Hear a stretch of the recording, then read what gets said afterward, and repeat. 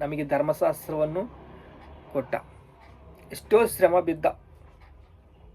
ಹೊಸ ಒಡಂಬಡಿಕೆ ಯೇಸು ಕ್ರಿಸ್ತನು ಕೊಟ್ಟರು.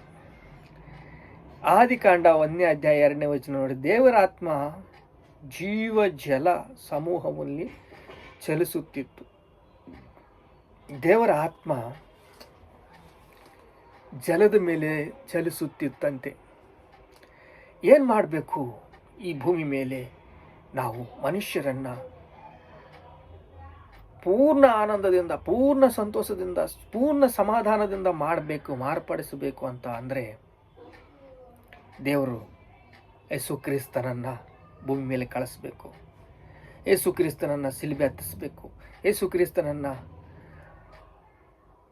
ಸೊಗಸಾದರೂ ಇಲ್ಲ ರೀ, ಸ್ವರೂಪವಾದರೂ ಇಲ್ಲ ರೀ, ಹಾಗೆ ಶಿಲುಬೆ ಮೇಲೆ ಒಡೆದು ರಕ್ತ ಸುರಿಸಿ ಪ್ರಾಣ ಕೊಟ್ಟು ನಮ್ಮನ್ನು ಮಾರ್ಪಡಿಸುವುದಕ್ಕೆ ತನ್ನ ರಕ್ತವನ್ನು ಸುರಿಸಿದ್ದಾನೆ. ತನ್ನ ರಕ್ತವನ್ನು ಸುರಿಸಿ ನಮ್ಮನ್ನು, ನಮ್ಮ ಹೃದಯಗಳನ್ನು ತೊಳೆದಿದ್ದಾನೆ, ಪಾಪವನ್ನು ತೊಳೆದಿದ್ದಾನೆ. ನಮ್ಮಂದ ಈ ಬಿದ್ದು ಹೋದ ಗುಡಾರವನ್ನು ಕಟ್ಟಬೇಕು ಅಂತ, ಮನೆಯಲ್ಲಿ ಶಾಂತಿ ಕೊಡಬೇಕು ಅಂತ, ಹೃದಯದಲ್ಲಿ ಶಾಂತಿ ಕೊಡಬೇಕಂತ, ನಮ್ಮನ್ನು ಕೃಪೆಯಿಂದ ಕೃಪೆಗೆ ಏರಿಸಬೇಕಂತ ಎಷ್ಟು ಆಲೋಚನೆ ಮಾಡಿದ್ದಾನೆ ದೇವರು.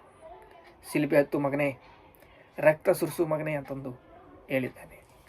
ಈಗ ಉತ್ಸಾಹಗಾನಗಳು ನೋಡೋಣ. ಉತ್ಸಾಹಗಾನಗಳು 7ನೇ ಅಧ್ಯಾಯ ನಾವು ಹೋದರೆ, 7ನೇ ಅಧ್ಯಾಯ ಪ್ರಕಟಣೆ ಗ್ರಂಥದಲ್ಲಿ 10ನೇ ವಚನ ನೋಡೋಣ. ಸ್ತೋತ್ರ ಯೇಸಪ್ಪ.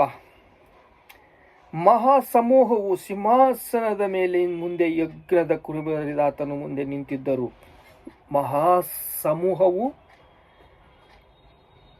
ಯಜ್ಞದ ಕುರಿಮರಿಯ ದಾತನ ಮುಂದೆ ನಿಂತಿದ್ದರು.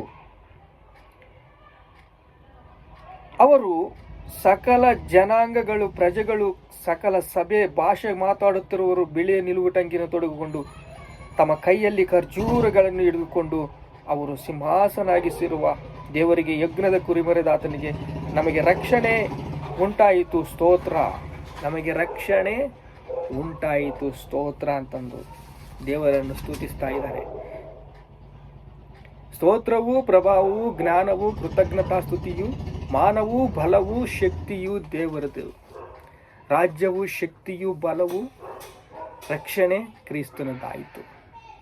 ಹೀಗಾಗಿ ದೇವರ ಶಾಂತದೂತರೆಲ್ಲ ಆನಂದ